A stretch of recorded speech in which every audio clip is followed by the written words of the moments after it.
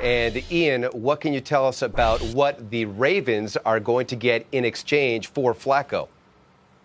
My understanding is the Baltimore Ravens are getting a mid-round pick, possibly a fourth-rounder in exchange for Joe Flacco. And really not a surprise that the Ravens were going to deal him. We really knew this mid-season and toward the end of the season that it was going to be Lamar Jackson going forward. And the Ravens were going to move on from Flacco either way, either whether they would have to release him or whether they were going to be able to trade him. And it is pretty clear that the Denver Broncos were looking to upgrade at the quarterback position. I know they talked to a couple teams before settling on Joe Flacco as their answer. But this is clearly not the end of the story here for the Denver Broncos. First of all, they need to do a new deal for Flacco, and that is why Flacco himself had wanted to be involved in these discussions to know where he's going, to work out a new deal with his team, rather than just have the Ravens ship him somewhere, which they ended up doing. And then there's the situation of what happened. Then there's the question of what actually happens to Case Keenum, guaranteed $7 million this year. Could he stay on as the backup, or do they try to deal him or just release him today? Still a lot of questions going forward for the Denver Broncos, who at the very least are going to have a new starting quarterback for 2019. How long have these talks been percolating between the Broncos and the Ravens? My understanding is less than a day, and I know I touched base with people yesterday. There were some things going on. There were some deals that they were trying to figure out where was the quarterback market going to be. And then really last night and early this morning, it really hit its sort of crescendo, and the Broncos and Ravens got together and realized that this deal was possible and probably best for both sides.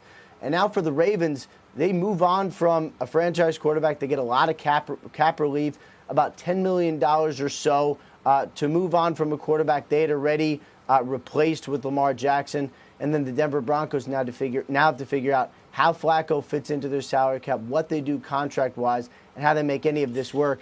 And by the way, none of these deals can actually be final till the start of the league year. Now, a lot of people, especially in Denver, had been clamoring for a younger alternative to Case Keenum in Denver there. So how does this affect their draft strategy now? This could be a sign that Denver doesn't love the quarterbacks in this upcoming draft, and that's actually something that I had heard in the past couple of days, that maybe it's not this draft, but maybe next draft, where Denver would end up finding their quarterback of the future. This feels like, kind of like last year, a stopgap quarterback starting situation where maybe either they would take the heir apparent this year or say, you know what, we're just going to wait a year and figure it out afterward. Either way, this is not a long-term solution, clearly, but they think, at least, that they've upgraded at that position. Ian, there were a lot of teams that were wanting a quarterback this offseason. The Jaguars were wanting a quarterback, for example. Why did this make the most sense for Joe Flacco and for the Broncos? Well, he's a lot cheaper than Nick Foles would be for Denver, and probably would cost, as far as pick-wise, a little less as well. And, Denver, I know they were interested in Foles. I know that was something that they had at the very least thought about and done some research on, but the kind of money that he's commanding just didn't seem like Denver was willing to do that. So they decided to go with a more veteran option, but obviously a cheaper option in Flacco. We'll see what kind of deal they end up doing. Still in the books for 3 years with the Ravens, but as far as guaranteed money, I don't believe there's much. So they're going to have to rework that, but at the very least, they looked into Nick Foles. They were interested and settled on Flacco instead. All right, so now there has been a lot of reaction, of course, from all corners of the league that are starting to trickle in, like this one from Emmanuel Sanders, just with the peeping eye emojis there.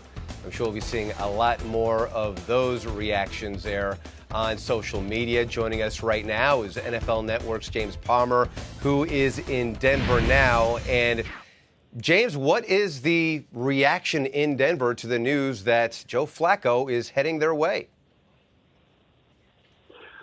Well, this is kind of a name that was getting tossed and turned. Ian and I talked a little yesterday, and about what he said about Nick Foles was similar to what I was hearing, and that the cost of Joe Flacco would be a little bit cheaper. And they weren't happy with what happened on the at the quarterback position, and rightfully so. I talked to some people through the end of the season last year, and the thought was that they were really lacking, in a sense, a leadership on the offensive side of the ball. particularly from the quarterback spot. And if they could go and find that in Joe Flacco and someone that, that they do kind of know a little bit. And as Ian said, it doesn't cost as much as Foles. And you remember they have this, if it is around a mid-round pick, they got that added fourth-round pick in the trade for Demaryius Thomas last year. So they had the picks and kind of the ammo in that sense to go if the compensation was going to be around that point of the rounds. They did have that extra pick from Demaryius Thomas, so that adds it. But this is kind of in a sense of always what John Elway's looking to do. He's always looking to stay competitive each and every year. Case Keenum was their number one target in free agency. They didn't even make a play at Kirk Cousins a year ago. And now moving to Joe Flacco looks that they want to keep going towards staying competitive with a defense and some talent that they believe can still keep them in a division that got better with Patrick Mahomes and company. But hopefully in terms of, he hates to use the word rebuild, and it's something that John Elway likes to avoid. And it looks like he's trying to stay the course until they can find a quarterback for a long-term period.